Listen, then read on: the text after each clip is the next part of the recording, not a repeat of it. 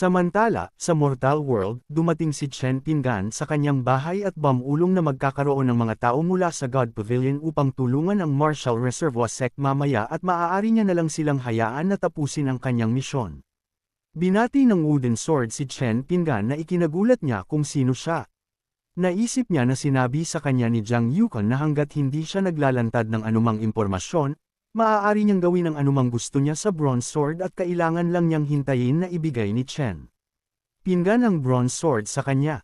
Ipinakilala ng Wooden Sword ang kanyang sarili kay Chen Pingan at sinabi na siya rin ang asawa ng Bronze Sword. Nagpatuloy siya sa pagsasabi na dumating siya upang batiin si Chen Pingan at magmakaawa na payagan siyang makita ang kanyang asawa dahil matagal na niyang hindi nakita ang Bronze Sword.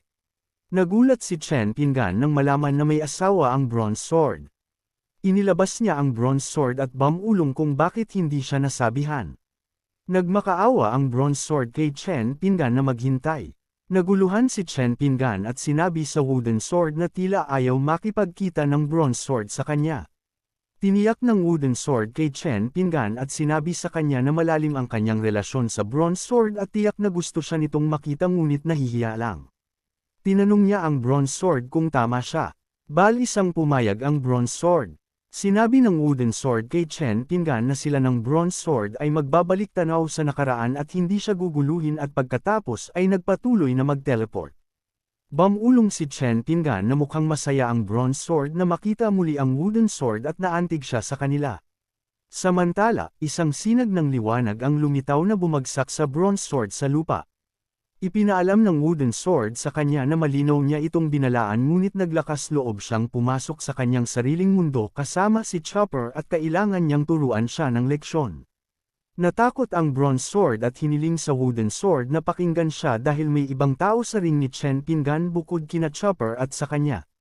Nagmakaawa siya at ipinaalam sa Wooden Sword na walang anumang relasyon sina Chopper at siya. Nagpakawala ng isa pang sinag ng liwanag ang Wooden Sword patungo sa Bronze Sword na nagpasabog sa lugar. Samantala, bamulong si Peachtree na talagang nagdulot ng kaguluhan ang Wooden Sword at tinanong si Chopper kung nakaramdam siya ng pagkakasala. Isang sumagot si Chopper na maganda lang na mabugbog ang Bronze Sword dahil ito ang kanyang pagkakataon. Nagalit ang Wooden Sword at sinabi sa Bronze Sword na sa pagkakataong ito ay simpleng leksyon lamang at kung hindi siya magbabago, hahanapin niya ulit siya. Tumayo ang Bronze Sword at sinisisi si Chopper na muntik na siyang mamatay dahil sa kanya. Pagkaraan ng ilang sandali, bumalik ang Bronze Sword sa bahay ni Chen Pingan. Nagtaka si Chen Pingan kung bakit mukhang walang laman ang Bronze Sword dahil wala siyang ideya kung paano nagiging malapit ang mga immortal weapons. Nalulungkot ang Bronze Sword at hiniling kay Chen Pingan na huwag na siyang ilabas sa susunod na bumalik ang Wooden Sword. Nag-isip si Chen Pingan na naubos ang Bronze Sword at nagtanong kung ano ang makakain niya upang makabawi. Nahihiyang sinabi ng Bronze Sword kay Chen Pingan na malinis siya.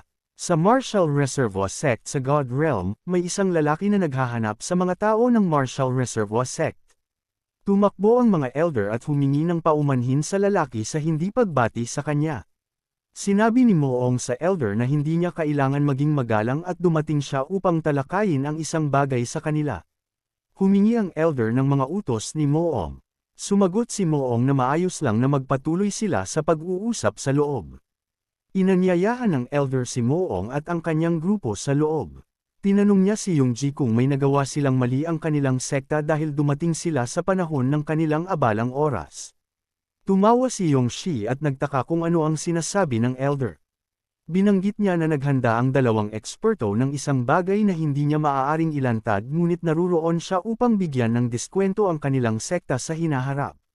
Magkakaroon ng 30% diskwento ang kanilang sekta sa Thousand Treasure Chamber of Commerce. Sinampal ng elder ang second elder na nagpakamot sa kanya. Bamulong ang elder na masakit ang kanyang mga kamay at hindi siya nananaginip. Pagkaraan ng ilang sandali sa Martial Reservoir Sect Discussion Hall, nagtanong ang elder tungkol sa mga turo na ibinigay ni Moong sa kanila. Sumagot si Moong na walang seryoso at gusto lang niyang maging tagapangalaga ng kanilang sekta. Handa siyang magpadala ng mga eksperto upang turuan ang kanilang mga disipulo. Nagulat ang mga elder sa sinabi ni Moong. Nagtanong si Moong kung handa ba ang tatlong elder na tanggapin ang kanyang mga alok. Isang nag-alangan ng mga elder at sinabi kay Moong na ang uri ng kanyang alok ay nagbibigay sa kanila ng pagkabalisa. Binanggit niya na balisa sila dahil kamamatay lang ng kanilang sect master. Tiniyak ni Moong sa kanila na hindi sila dapat mag-alala, lahat ng iniaalok niya ay dahil lamang sa nagkaroon ng interes ang isang senior sa kanilang sekta at hiniling sa kanila na tanggapin ang kanyang alok ng buong puso. Nagpatuloy siya sa pagsasabi na ang kanilang sect master ay naruroon lamang upang tulungan ang kanilang sekta at kung sino man ang maging sect master ay hindi niya pakialam. Nagkaroon ng parehong pag-iisip ang tatlong elder, nakita itong isang malaking pagkakataon, kung isa sa kanila ang maging sect master, tiyak na makakakuha sila ng malaking benepisyo. Ipinaalam ng elder sa kanila na mababa ang cultivation ni Hawaii at hindi siya angkop na mamuno sa sekta. Tinanong niya kung kailangan nilang samantalahin ang pagkakataon upang maging sect master. Sumang-ayon ang dalawang elder at Bumulong na magduel sila. Pagkaraan ng ilang sandali, nagkaroon ng mga pagsabog sa arena na nagpatalsak sa dalawang elder mula sa kompetisyon. Bumulong ang elder na dahil hindi kasing galing ng kanya ang kanyang dalawang kasamahan, masaya siyang makukuha ang posisyon. Naisip niya ang pagkuha ng sect master pendant mula kay Hawaii upang maging lehitimong sect master ng sekta.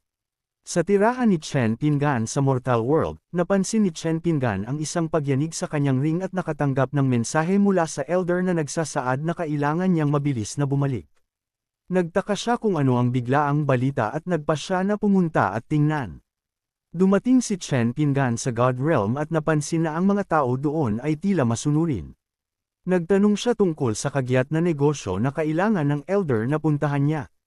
Ipinaalam ng elder sa kanya na siya na ngayon ang magiging master ng Marshall Reservoir Sect at hiniling sa kanya na ibigay ang kanyang sect master pendant. Naguluhan si Chen Pingan sa nangyayari at kung bakit siya kinakausap na maging sect master. Naniwala siya na binigyan sila ni Moong ng maraming benepisyo na nagpatakot sa kanila na mamatay. Ibinigay ni Chen Pingan ang sect master pendant sa elder at sinabi sa kanya na siya ay isang tapat na tao at mas mabuti para sa kanya na maging sect master. Naisip niya na ito ang perpektong pagkakataon dahil gusto niya ng AFK dahil may tumutulong sa kanya na tapusin ang kanyang misyon. Tiniyak ng elder kay Chen Pingan na huwag mag-alala dahil hinding-hindi niya siya pagtataksilan. Bumulong si Dayo Zion kay Moong na ang bata ay mukhang si Chen Pingan at nagtaka kung siya ay kanyang inapo. Nagtanong siya kung dapat nilang pigilan siyang isuko ang posisyon ng master. Sumagot si Moong na hindi ito ang kanilang pakialam. Nagpatuloy siya sa pagsasabi na sinubukan niyang kontakan ang dagger na ibinigay niya kay Chen Pingan at ipinaalam sa kanya na si Hawaii ay si Chen Pingan. Kailangan itong maging bahagi ng kanyang plano, na naintindihan naman ni Dayoan. Nagtaka ang third elder kung alam ni Moong at Dayoan kung sino si Hawaii. Ipinaalam ng elder sa iba pang elder na mula noon, siya na ang magiging marangal na master ng sekta. Binati ng third elder, ang elder at naisip na pinakamabuting isantabi ang mga bagay at huwag pansinin ang isang bagay na hindi dapat katanungin. Tumawa ng tuwa ang elder.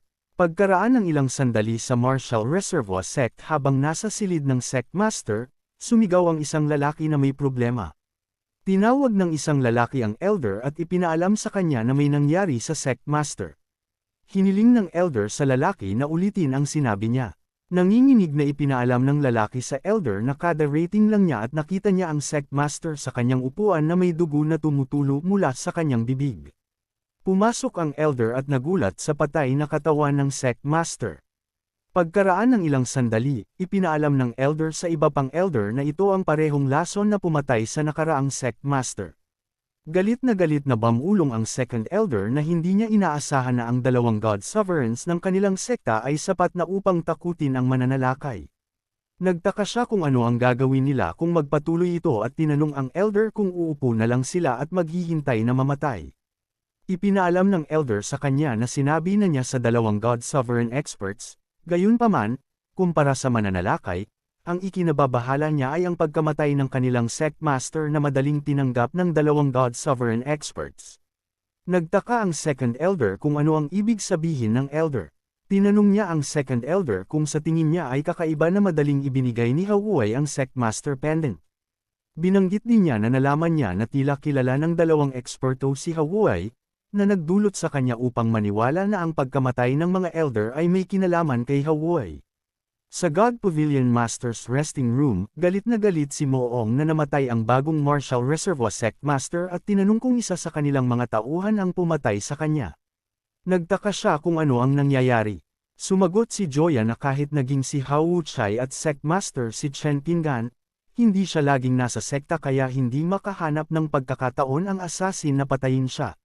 Naguluhan si Moong at nagtaka rin kung bakit hindi umatras ang assassin nang makipag-alyansa sila sa Marshall Reservoir Sect. Sinabi ni Dayoha kay Moong na pagkatapos ng lahat ay gumawa sila ng hindi marangal na bagay at upang panatilihing lihim ito, gumamit siya ng isang secret assassin. Ang assassin ay nakatanggap lamang ng mga utos na pumatay at hindi man lang alam na nagtatrabaho siya para sa God Pavilion. Naguluhan si Moong kung bakit hindi pinawalang bisa ni Dayoan ang utos, na nakalimutan naman ni Dayoan. Galit na sinabi ni Moong kay Dayoan na ang isa ay nasa loob pa at ang isa ay tanga, at na ang dalawa sa kanila ay mga clowns. Isang pinayuhan ni Dayo Jayan si Moong na dahil nagkamali sila, dapat silang magbigay ng alay kay Chen Pinggan at humingi ng kapatawaran. Sumagot si Moong na hindi na kailangan at maaari na lang silang magpanggap na walang nangyari. Pagkatapos bawiin ang kanilang tauhan, nagtaka si Dayoan kung ano ang gagawin nila kung sisihin sila ni Chen Pinggan. Nagtanong si Moong kay Dayoan kung sa tingin niya ay malilito si Chen Pinggan tulad niya at siya ay isang eksperto na gumamit ng kalangitan at lupa upang maglaro ng chess at tiyak na inaasahan na itong mangyayari. Nagpatuloy siya sa pagsasabi na sasabihin niya ito tulad ng gusto ni Chen Pinggan, na siya ay tunay na hindi matatanto. Samantala, sa bahay ni Chen Pinggan, sinabi ni Chen Pinggan sa wooden sword na dahil pinatawan niya siya, ibibigay niya sa kanya ang bronze sword. Nagpasalamat ang wooden sword kay Chen Pinggan at sinabi sa kanya na magbabalik tanaw sila sa magagandang panahon. Bumulong si Chen Pinggan na napakatotoo ng relasyon sa bronze sword na nakakainggit. Dumating si Jiang Yukon at tinanong si Chen Pinggan kung sino ang iniinggitan niya at kung posible na hindi niya siya gusto. Namula si Chen Pinggan at sinabi kay Jiang Yukon kung ano ang sinasabi niya at na hindi siya maihahambing, itinago niya si Zolinger. Bumulong si Zolinger kung paano naging ganoon kalove-dave sina Chen Pinggan at Jiang Yukon at hindi nag-aaway kahit naroon siya, parang natigilan sila at hindi siya nakita. Tinanong niya ang aso kung sa tingin nito ay ganito rin. Tumingin ang aso sa kanya na nagpakinig sa kanya. Humingi ng paumanhin ang aso kay Zolinger sa pagiging mapagmataas habang kumakain nang hindi siya pinapakinggan. Galit na pinagalitan ni Zolinger ang aso, sinasabing pagkain lang ang iniisip nito.